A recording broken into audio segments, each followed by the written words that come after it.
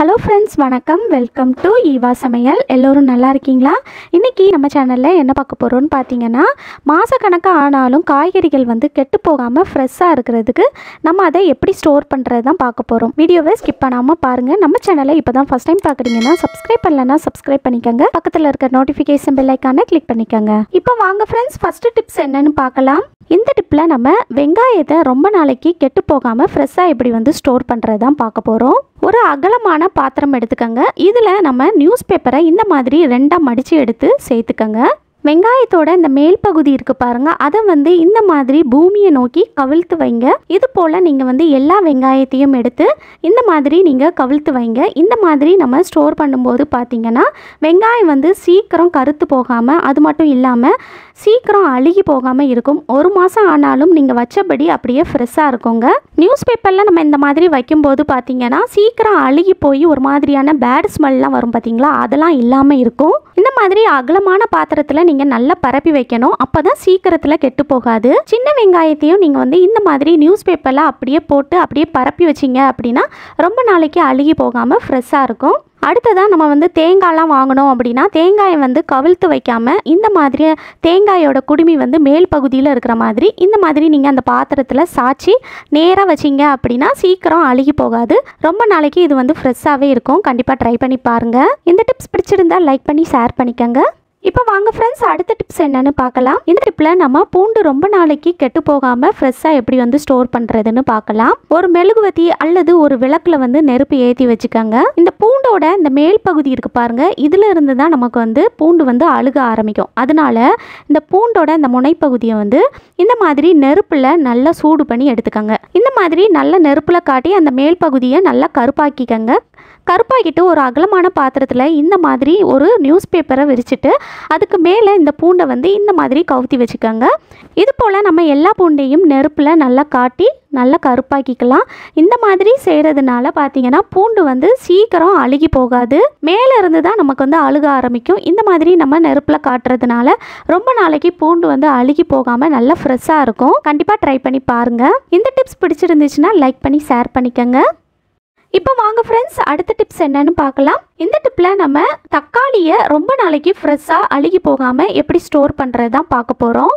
தக்காளியில் பூச்சிலாம் அரிக்காமல் இருக்கிறதுக்காக இதில் நிறைய உரம் சேர்ப்பாங்க. அதனால நீங்கள் தக்காளி பழம் வாங்கிட்டு வந்தீங்க அப்படின்னா இது மூழ்கிற அளவுக்கு இதில் தண்ணி சேர்த்துக்கங்க.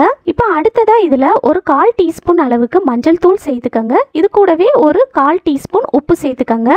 இப்போ இதை இந்த தண்ணியில் நல்லா கழுவி எடுத்துக்கலாம்.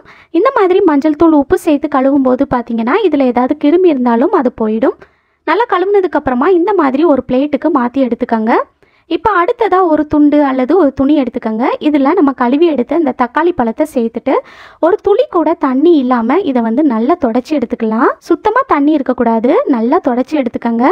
இப்போ அடுத்ததாக ஒரு பிளாஸ்டிக் கண்டெய்னர் எடுத்துக்கோங்க. நான் இந்த மாதிரி ஒரு கண்டெய்னர் எடுத்திருக்கேன். இதில் அடியில் ஒரு டிஷ்யூ பேப்பர் போட்டுக்கலாம். டிஷ்யூ பேப்பர் உங்கள் வீட்டில் இல்லை அப்படின்னா நீங்கள் நியூஸ் பேப்பர் கூட சேர்த்துக்கலாம். சேர்த்துட்டு தக்காளியை இந்த மாதிரி நீங்கள் வைங்க.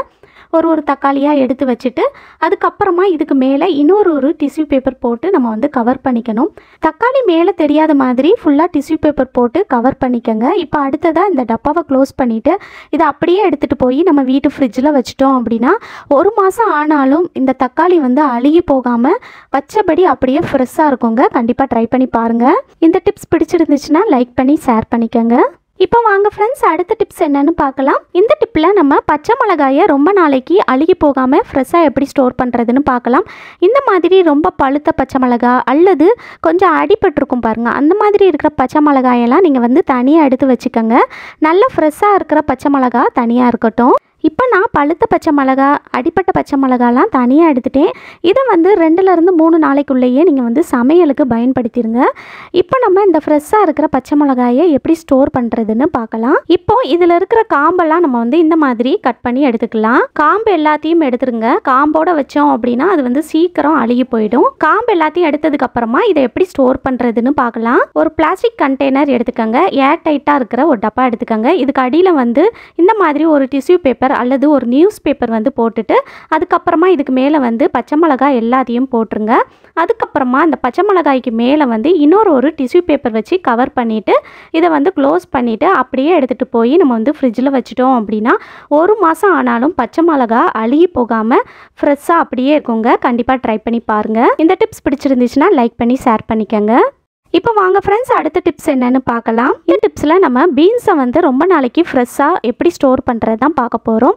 இந்த மாதிரி ஒரு அகலமான பாத்திரத்தில் பீன்ஸ் சேர்த்துட்டு இதில் மூழ்கிற அளவுக்கு தண்ணி சேர்த்துட்டு இந்த பீன்ஸை தண்ணியில் நல்லா கழுவி எடுத்துக்கோங்க. இப்போ அடுத்ததாக ஒரு துண்டு அல்லது ஒரு துணி எடுத்துக்கோங்க. இதில் நம்ம கழுவி எடுத்த பீன்ஸ் எல்லாம் சேர்த்துக்கலாம். சேர்த்துட்டு இதில் ஒரு துளி கூட தண்ணி இருக்கக்கூடாதுங்க. நல்லா தொடச்சி எடுத்துக்கோங்க. ஒரு சொட்டு கூட தண்ணி இருக்கக்கூடாது.